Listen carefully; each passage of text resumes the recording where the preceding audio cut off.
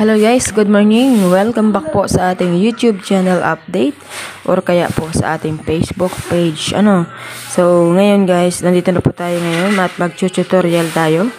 Tutorial po tayo guys. Balik po tayo sa tutorial at marami po tayong mga baguhan na mga viewers. Kung hindi nyo po napapanood ang mga tutorial ko dyan ng mga nakaraan, so nag-tutorial po tayo ulit ngayon.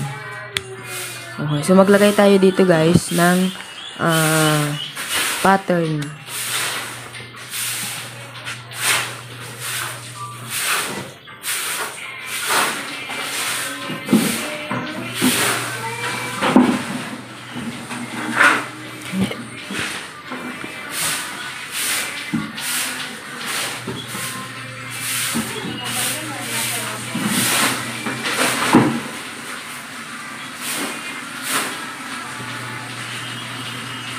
Pagkakasakot mo, tayo yan. Ayun na. Ay, naglalaro the first time. Cut! Ang sabi. Ano ba?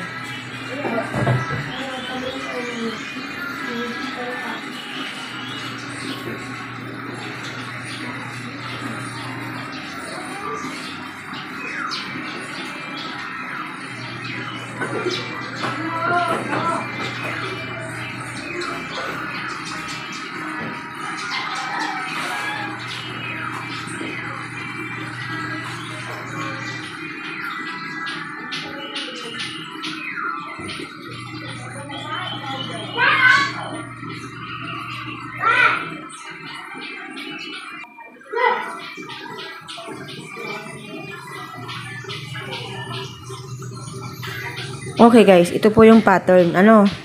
Kahit naman po kayo ay kahit saan po kayong lugar, so iisa lang po ang pattern. Yan po ang sumada ng bawat numero, okay? Kung makikita nyo yan guys, magkasunod-sunod lang naman yan. Tingnan nyo, magkasunod-sunod po sila, hindi ba? 1 to 40, up to 40. So kung hanggang 38 lang po, so dito lang po kayo sa 38. Yung 39, 40 po, doon lang po yan sa may hanggang 40.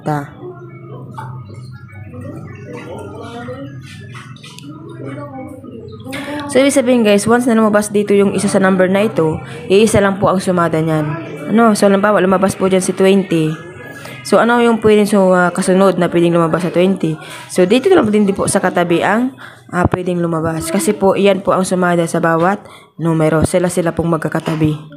Okay? So, kung mapapansin nyo yan guys, plus 9 lang po ang ginagawa dyan. Okay, plus 9.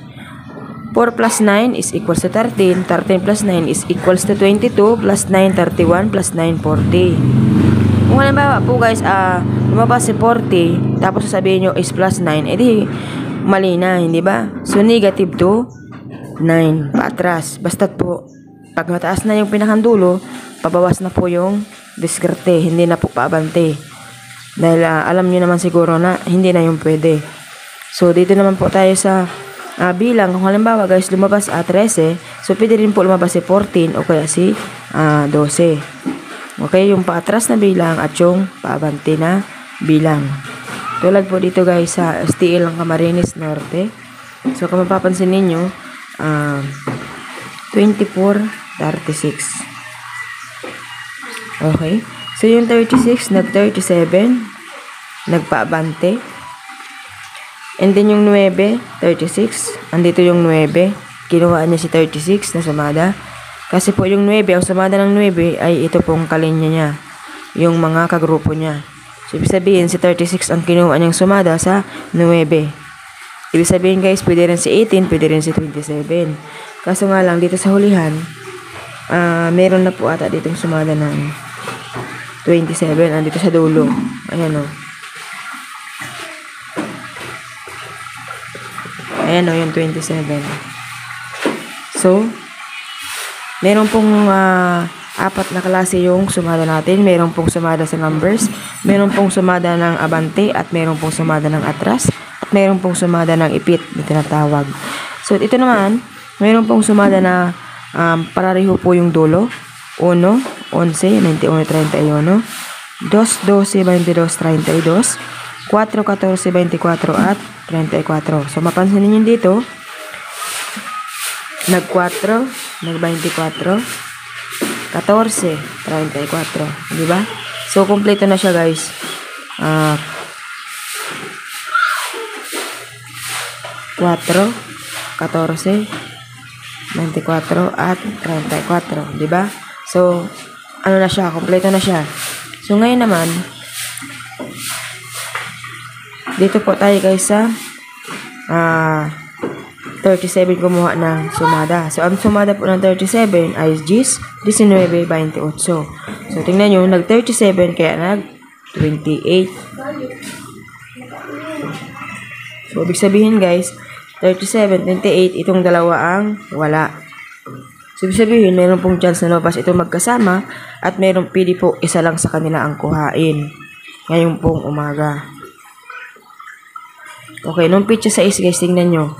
24.36, ang naglabas po ay 11.6. So, yung 6 kinuha sa 24, 2 plus 4 is equals to 6. At yung 11 ay kinuha doon sa 2. Okay, kasi yung 2 guys, ang sumada ng 2 ay 11. 20, 29, 38, kaya siya nag-11. Okay? So, dito po tayo guys, ano yung pwedeng palabasin sa STL ng Camarines Norte? So, pwede tayo guys naglagay ng 19.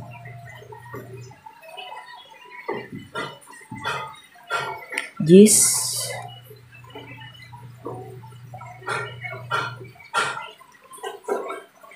Tingnan nyo guys yung ipit, diba? 33, 34, 36, 37. Ang nawawala ay si 35.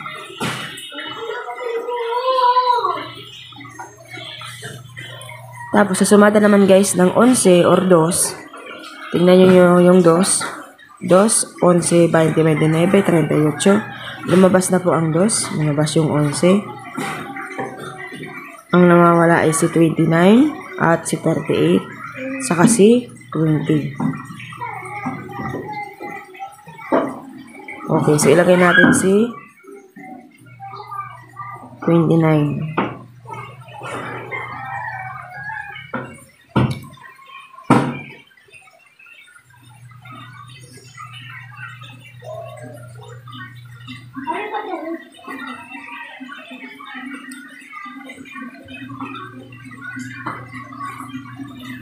Catorce, 13.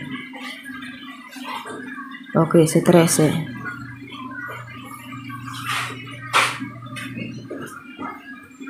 Yan, ito po yung ating update.